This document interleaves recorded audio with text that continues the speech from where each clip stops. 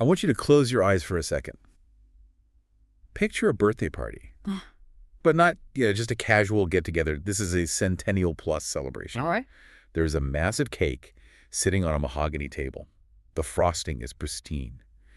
And there are 119 candles flickering away, generating that kind of heat you can feel on your face. That is a lot of candles. You'd need a fire permit for a cake that big. Exactly. The room is filled with history, generations of success. Everyone is gathering around, they're taking a breath, getting ready to sing happy birthday. I'm with you. The guest of honor leans in, chest expanding, ready to blow on the candles and make a wish for another century of prosperity. And right at that split second, boom, the front door gets kicked off its hinges. Wow. Okay, that's a violent image, but go on. The feds walk in. They don't just crash the party, they seize the house.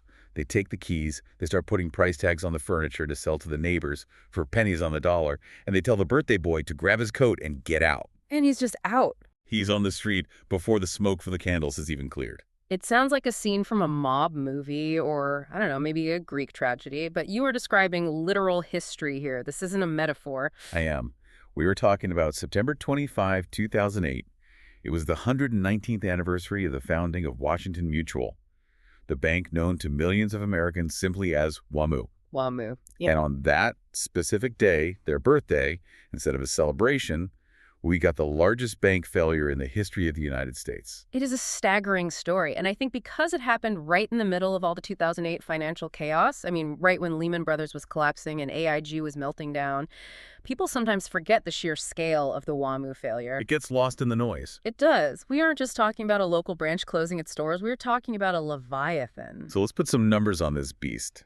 How big are we talking, really? At the moment it was seized, Washington Mutual held roughly $307 billion in assets. They had $188 billion in deposits. Staggering numbers. To put that in perspective for you, before WaMu, the benchmark for a banking disaster in the U.S. was the failure of Continental Illinois. That was back in 1984.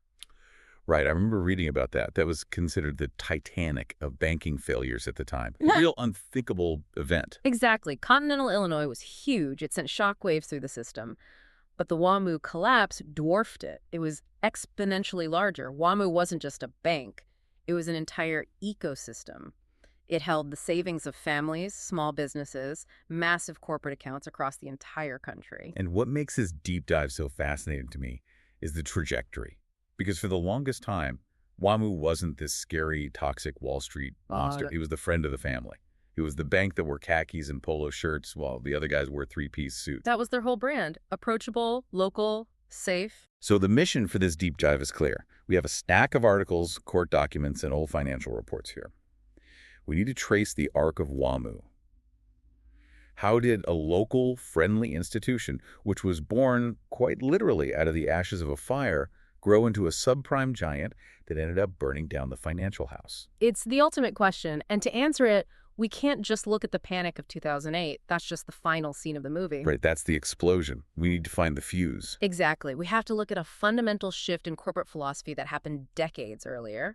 We need to look at aggressive expansion, at hubris, and at the specific mechanics of the financial instruments, the toxic sludge that WaMu didn't just participate in, but actively courted. So let's rewind the tape.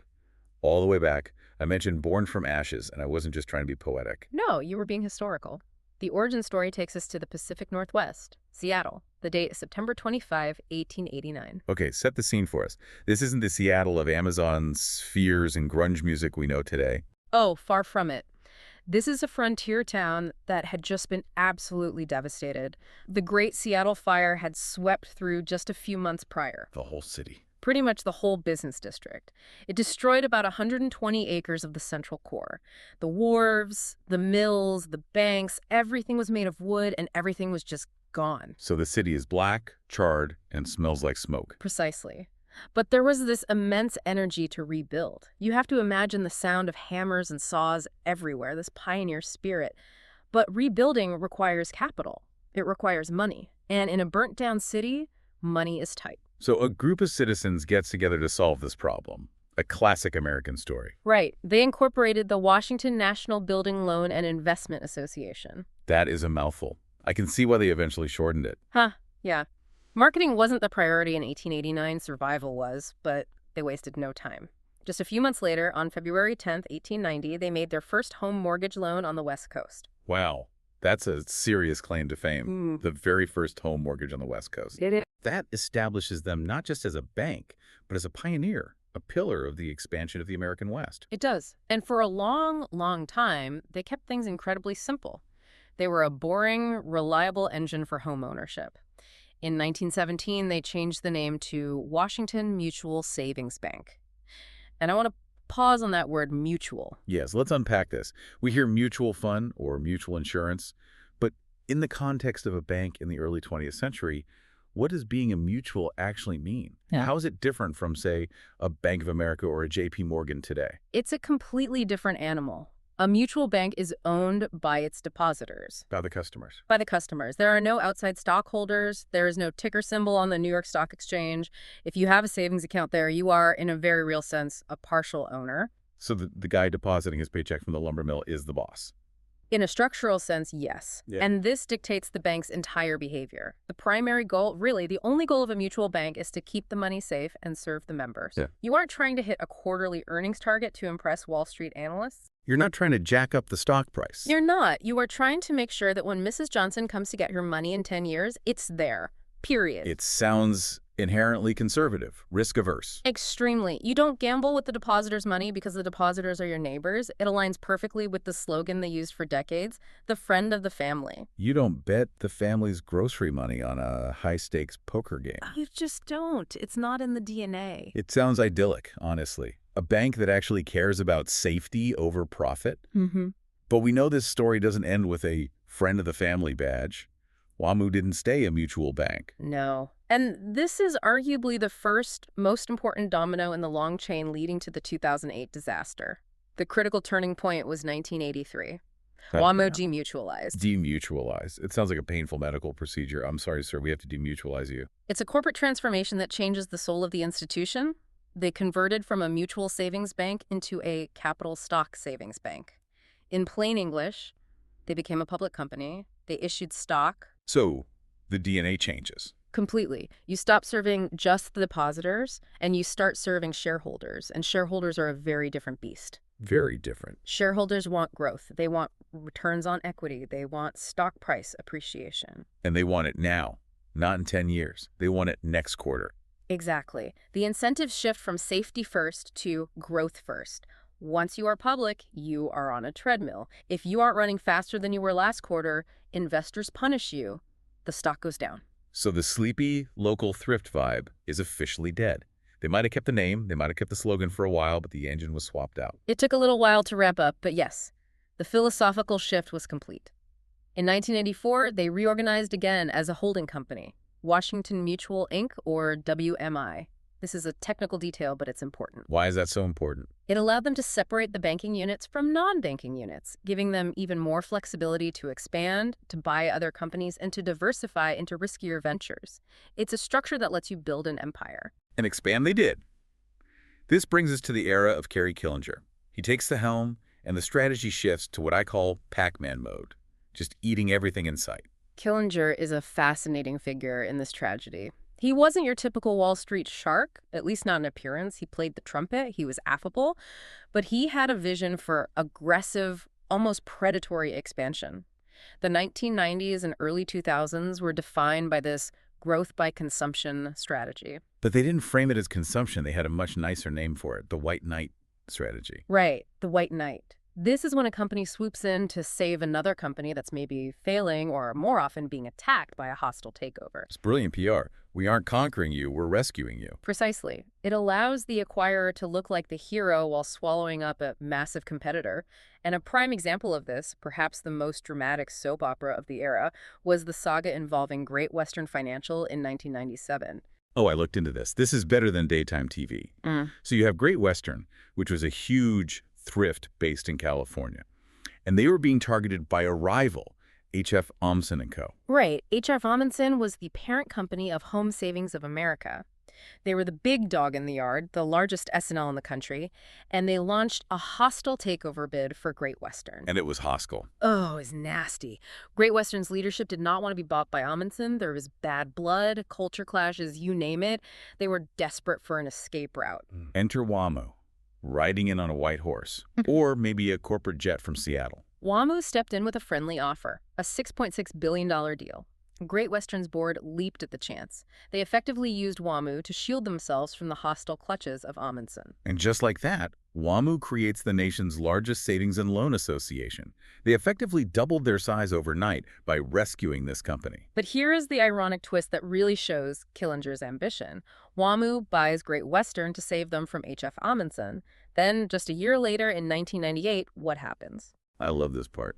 It's so cynical and brilliant in a corporate raider kind of way. WaMu turns around and buys H.F. Amundsen. It's incredible. It's like a fish eating a bigger fish and then turning around and eating the fisherman who was trying to catch the first fish. They called it Project Grand Slam. That was the internal code name. And it was a grand slam. It solidified WaMu's dominance in California. They now own the two biggest competitors in the state. They were suddenly a West Coast superpower. But they weren't just looking west. They wanted the whole map. They did. Their ambition was national. They went into Texas by acquiring Bank United Corp in 2001 to get a foothold in the lucrative Houston and Dallas markets. And then the big one, New York. Then they set their sights on the East Coast. They acquired Bancorp in New York in 2002 for $5.2 billion.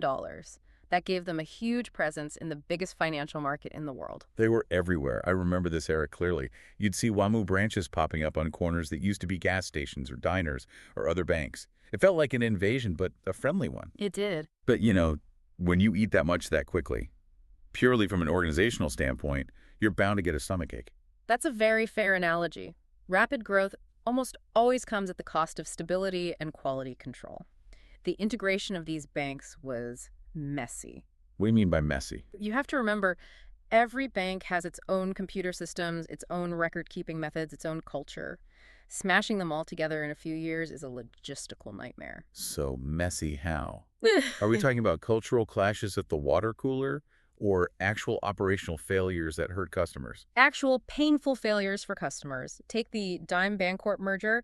There were widespread reports of account ownerships being split from beneficiaries, so your account suddenly isn't linked to your spouse anymore. That's a huge problem. A huge problem. Or the fleet mortgage merger. This one is notorious. Loans would simply disappear. Disappear? Like into the ether. How does a mortgage just disappear? The loans were being serviced, the customer was paying every month, but customer service reps couldn't find them in the system. Imagine calling your bank and saying, hey, I'm trying to refinance, and they say, we have no record of you, but thanks for the check last month. That is terrifying. It's Kafkaesque. It undermines the very foundation of banking, which is trust. Effectively, yes. When you double your size overnight repeatedly, your back-end systems, the plumbing of the bank, can't always keep up. But the leadership didn't want to slow down to fix the plumbing. No, they had a vision. They had a very specific vision of what kind of company they wanted to be, and they didn't want to be a stuffy old bank. And this brings us to the Wal-Mart of banking. That was Kerry Killinger's explicit goal. He was quoted saying he wanted to do to banking what Wal-Mart, Starbucks, and Costco did to their industries. Which means volume, ubiquity, and catering to the everyday consumer. Low prices on every corner. Exactly. He predicted 5 years from now, you're not going to call us a bank. They wanted to be a retailer. They wanted to cater to lower and middle class consumers who were often ignored or, frankly, looked down upon by the traditional ivory tower institutions. And they really committed to the retail vibe. I remember walking into the branches. They did not look like banks. They had a name for it. Occasio. Yes, the Occasio design. They actually patented it in 2004.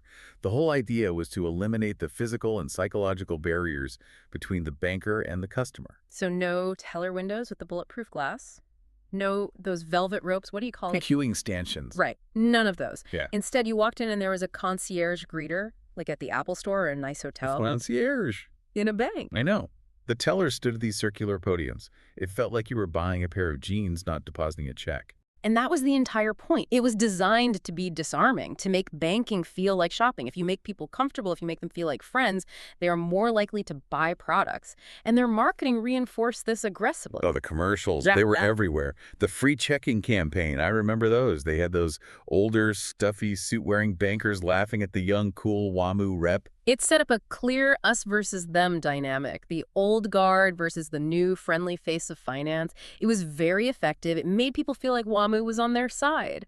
And then came the slogan that, in retrospect, really defines the entire era. The power of yes. The power of yes, Yeah. introduced at the 2003 Academy Awards. It sounds so optimistic, so empowering. Who doesn't want to hear yes? It's a great marketing hook. It's brilliant. But if you stop and think about it from a risk management perspective, which is what banking is supposed to be, it's chilling. Why chilling? Because in banking, the most important skill, the thing that keeps you alive, is often the ability to say no. Right. Can I have $1 million even though I have no income?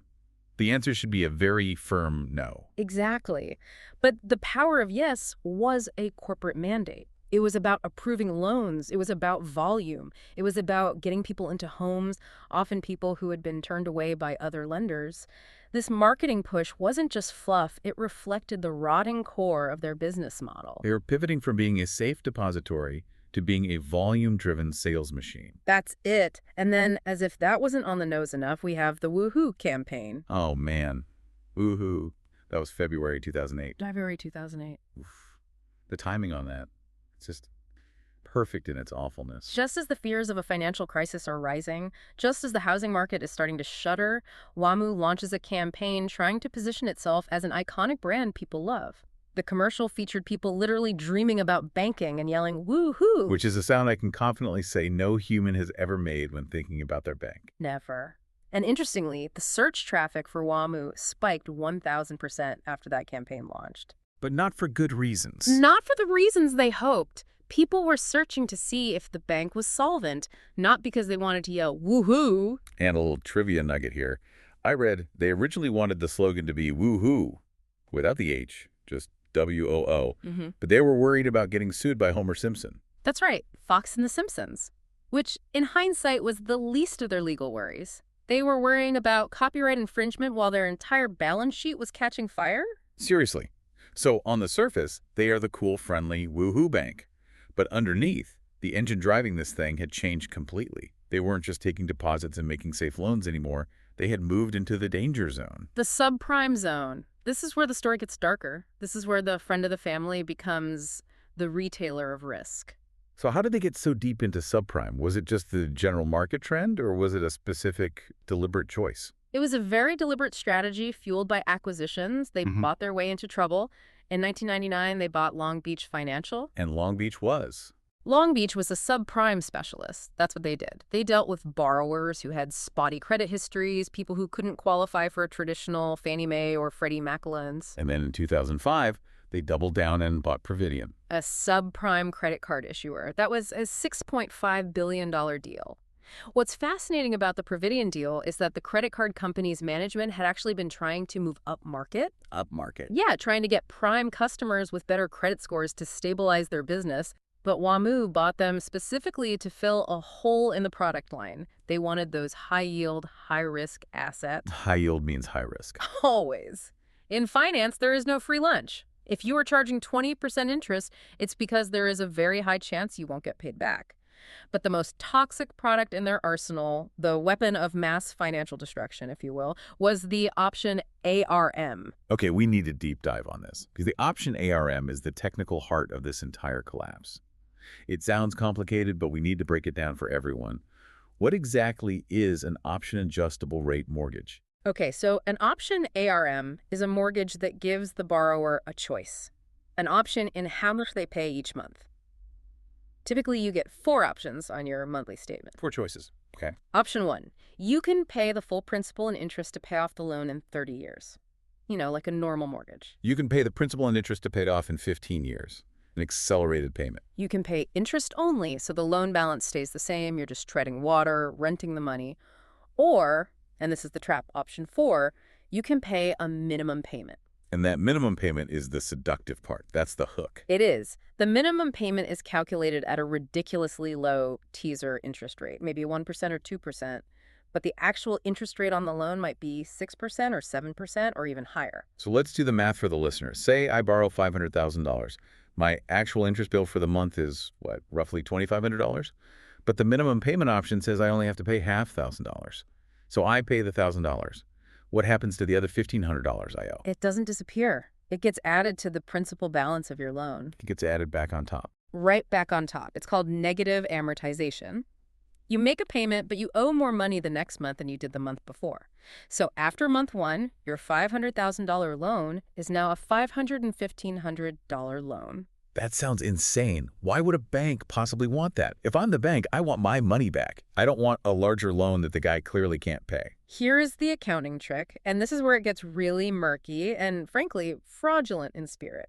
On their books, WaMu could record that deferred interest, that $1,500 you didn't pay, as income. As profit. As profit. They were booking profit on money they hadn't actually received, based on the assumption that the borrower would eventually pay it all back with interest. So their financial statements looked fantastic. Look at all this interest we're earning. Right. But it was phantom money. It wasn't real. Precisely. And why would a borrower take that deal? Because the initial monthly payments were incredibly low. It allowed a family making, say, $40,000 a year to buy a $500,000 house. It kicked the can down the road. What was the logic? The logic was, I'll pay the minimum now, and in a few years, the house will be worth way more, and I'll just sell it or refinance out of this crazy loan. It relied entirely on home prices going up forever. Correct. The entire model was a bet on a perpetual housing bubble. And the culture at WaMu encouraged selling these things. Encouraged is putting it very lightly. There was immense pressure on sales agents to approve loans. The verification of income and assets, which used to be the bedrock of banking practice, became an afterthought. These were the liar's loans. They called them liar's loans or inenja loans. No income, no job or assets. You basically just stated your income and it was taken at face value. I read that they were paying real estate agents massive fees just to bring these people in the door. Yes, fees of over $10,000 in some cases just for referring a borrower. So let me get this straight. You have a bank that is paying people to bring in customers who can't afford to pay back the money, to give them loans with trick payments. And the bank is recording the money they aren't getting paid as profit on their income statement. That is a perfect, succinct summary of the disaster. They were essentially paying people to take their money. And as long as housing prices kept going up, the math sort of worked on paper. If the borrower couldn't pay, they could just refinance or sell the house at a profit. Everyone wins. But housing prices didn't keep going up. No, the bubble burst. And when it did, the math stopped working instantly. The borrowers couldn't refinance because the house was worth less than the loan. They were underwater. They couldn't pay the higher rates because the teaser period ended and the payments skyrocketed, what we call payment shock. The bill comes due. The bill comes due. The recapture of that deferred interest became impossible, defaults skyrocketed, and suddenly all that phantom profit turned into very real losses. This brings us to the unraveling. 2007 and 2008. The party is starting to wind down and people are looking very nervous. The cracks started showing in late 2007. In December, WaMu closed 160 home loan offices and cut 2,600 jobs. That was a huge signal to the market that the volume game was over. Then in April 2008, they cut another 3,000 jobs and stopped wholesale lending, which was buying loans from outside brokers. They were trying to staunch the bleeding. They tried to save it, though, right?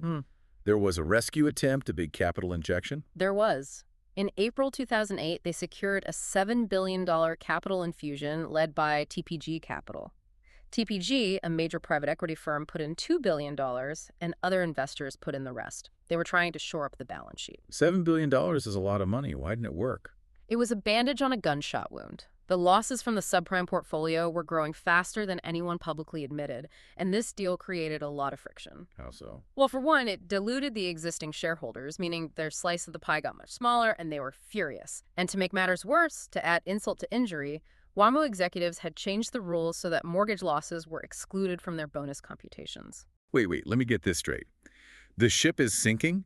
The shareholders are bailing water because their stock is plummeting, and the captains are ensuring their bonuses are calculated based on what? The number of life rafts. Effectively, yes. They excluded the very thing that was destroying the company from the formula that determined their pay. It was a massive, almost unbelievable governance failure. It enraged the investors. And speaking of captains, this is where Kerry Killinger finally gets the boot. Too little, too late. Much, much too late. In June 2008, he's stripped of the chairman title. On September 8th, he's fired as CEO. And they bring in the knee guy, Alan H. Fishman. Poor Alan Fishman. He was named CEO on September 8th. He was in charge for exactly 17 days. Talk about bad timing. He barely had time to find the bathroom before the feds showed up. But there is a subplot here involving another bank, right? A bank that had been lurking in the shadows for a while. JPMorgan Chase. Yes, this is crucial for understanding the endgame. Back in March 2008, around the time Bear Stearns was collapsing, Jamie Dimon, the CEO of JPMorgan, secretly sent a team to Seattle. They called it Project West. Project West. They met with WaMu executives and offered to buy the company for $8 a share. $8 a share. And Killinger said? He said no. He rejected the offer flat out. He thought it was too low. He thought they could ride it out. He believed the power of yes would somehow see them through. Spoiler alert, they could not. Let's get to the final days. The run. Now, when I think of a bank run, I think of It's a Wonderful Life, people banging on the doors, George Bailey trying to calm everyone down, handing out dollar bills. Was it like that? There were some lines at some branches, sure. But in 2008, a bank run doesn't primarily happen on the sidewalk. It happens on the server. It was a silent run. Electronic withdrawals? Exactly. Mid-September 2008, we are in the Lehman Brothers era of panic. Lehman had just failed on September 15th. The entire financial world is terrified. WaMu gets hit with a credit rating downgrade, and the floodgates open. So it's not mom and pop pulling out $100. No, this is institutional investors, corporations, small businesses, and savvy, wealthy depositors just going online and clicking transfer. How much money left the building? In just 9 days, customers withdrew $16.7 billion in deposits. 16. $16.7 billion. In 9 days. That's nearly $2 billion a day just vanishing into the ether. No bank on earth can survive that. A bank doesn't keep all its cash in a vault. It's lent out in mortgages and business loans. When depositors demand $16 billion back instantly, the bank becomes illiquid. It might still have assets, houses, buildings, loan portfolios, but it doesn't have the cash to pay the people at the window. It's over. So, we arrive at the birthday, September 25, 2008, the end of the line. The FDIC, the Federal Deposit Insurance Corporation, had been watching this very closely. They knew WaMu was bleeding out, so they organized a secret auction of WaMu Bank. Who was invited to this secret party? Very few institutions had the capital or the stomach to swallow a bank that size in that environment. Citigroup was there, Wells Fargo, Banco Santander from Spain, and of course, JPMorgan Chase. And the winner, predictably, was JPMorgan Chase. The same bank that offered $8 a share back in March, but the deal they got in September was very, very different. Okay, walk us through the mechanics of the seizure. It happened on a Thursday night, which you've noted before is weird. It is highly unusual. Standard regulatory procedure is to seize a failing bank on a Friday evening. You wait until the doors close at 5:00 p.m. It gives the regulators the entire weekend to reconcile the books, switch over the computer systems, change the signage, and prepare to reopen on Monday morning under new ownership so customers don't panic. But WaMu was seized on a Thursday. Why? The run was so severe and leaks about the imminent seizure were starting to get out to the press. The regulators felt they couldn't wait another 24 hours. They were afraid that if they opened for business on Friday morning, the run would intensify and drain whatever cash was left. So they pulled the plug early. They did. Shortly after the markets closed on Thursday, the Office of Thrift Supervision, the OTS, seized the bank. This is a bit of alphabet soup. The OTS seized it. Yes, the OTS was their primary regulator. They seized it and declared it failed due to illiquidity. They immediately placed it into FDIC receivership. And the FDIC immediately sold the banking assets to JPMorgan Chase. For how much? $1.9 billion. Wait, $1.9 billion. Chase offered to buy them for $8 a share back in March, which would have been, what was the market cap then? Tens of billions? It was an astronomical difference. But for $1.9 billion, Chase got all the branches, all the deposits, and all the assets.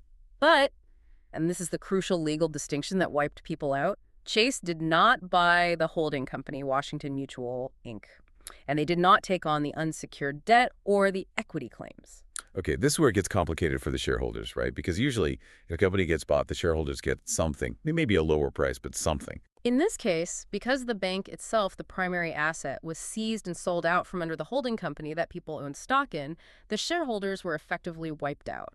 The stock price collapsed overnight to 16 cents. From a high of, what, $45 the previous year? That is a total wipeout. A total wipeout. And the next day, September 26th, Washington Mutual, Inc., the empty shell that used to own a bank, filed for Chapter 11 bankruptcy. So if I'm a customer with a checking account, I wake up on Friday morning, what happens to me? Absolutely nothing. And that's the miracle of the FDIC system. The branches opened, the ATM cards worked, your money was safe. It was now guaranteed by the fortress balance sheet of JPMorgan Chase.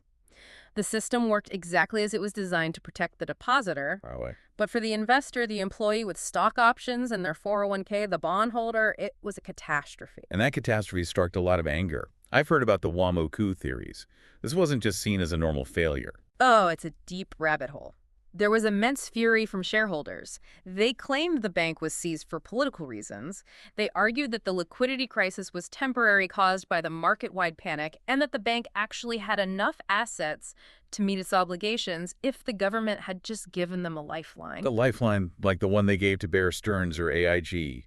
That's the argument. That is exactly the argument. Why was WaMu allowed to fail when others were bailed out? There was a complaint filed by an investment strategist named Mike Stathis from AVA Investment Analytics. He filed a complaint with the SEC alleging insider trading and questioning the evidence for insolvency. He even claimed a WaMu executive told an AP reporter the seizure was happening for political reasons. And the idea that JPMorgan got a sweetheart deal. $1.9 billion for a bank with that massive national footprint. It certainly looked like the sale of the century. Chase basically acquired a nationwide branch network overnight for a fraction of what it would cost to build it. They got all those Occasio branches, the massive footprint in California, Texas, Florida, and New York. But Chase would argue they took on a lot of garbage, too. A lot of risk. Right. They would argue they saved the system from a $300 billion collapse that could have drained the FDIC insurance fund. And Chase did have to deal with the incredibly toxic mortgage portfolio they inherited. They spent years and billions cleaning up those option ARMs. So the brand disappears. By the end of 2009, all those Occasio branches are Chase branches. The Woo is silenced forever. The brand was retired completely. Chase closed hundreds of redundant branches, especially in places like New York and Chicago where they already had a presence. If there was a Chase across the street from a WaMu, the WaMu closed.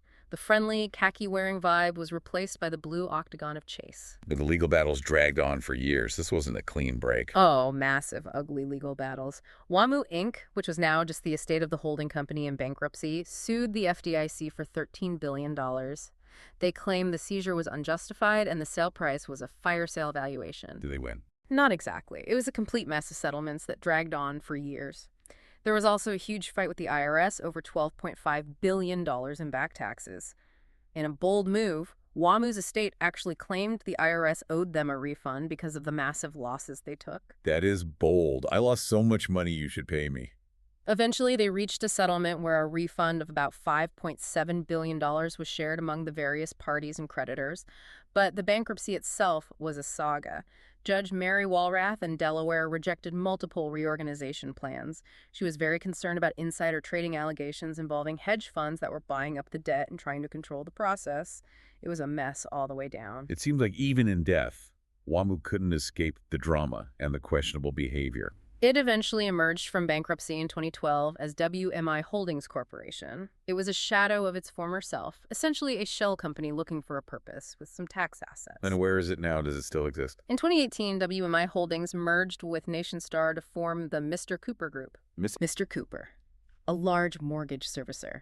A far cry from the friend of the family or the Wal-Mart of Banking. It's an almost generic anonymity now, the final ghost of WaMu.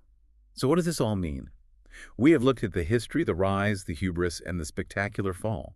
When you look at the entire WaMu story, what is the big takeaway for you? For me, I think WaMu represents the danger of losing corporate identity. They completely forgot who they were. They started as a mutual bank, a safe harbor for local savings.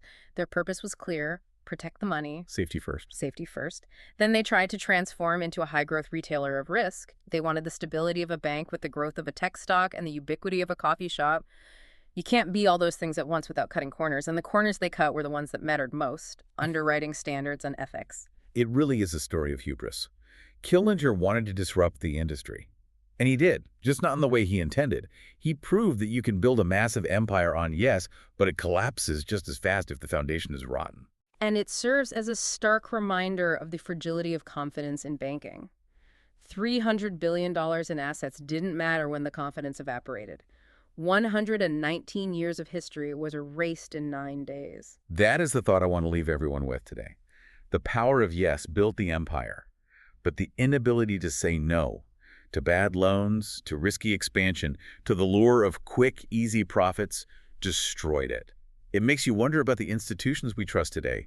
Is your bank a friend of the family, looking out for your savings? Or is it a retailer just looking to sell you the next product, whether you can afford it or not? It's a question worth asking every time you walk up to the teller window. Or, the concierge podium. Exactly. Thanks for diving deep with us today. My pleasure. It's a fascinating and cautionary tale.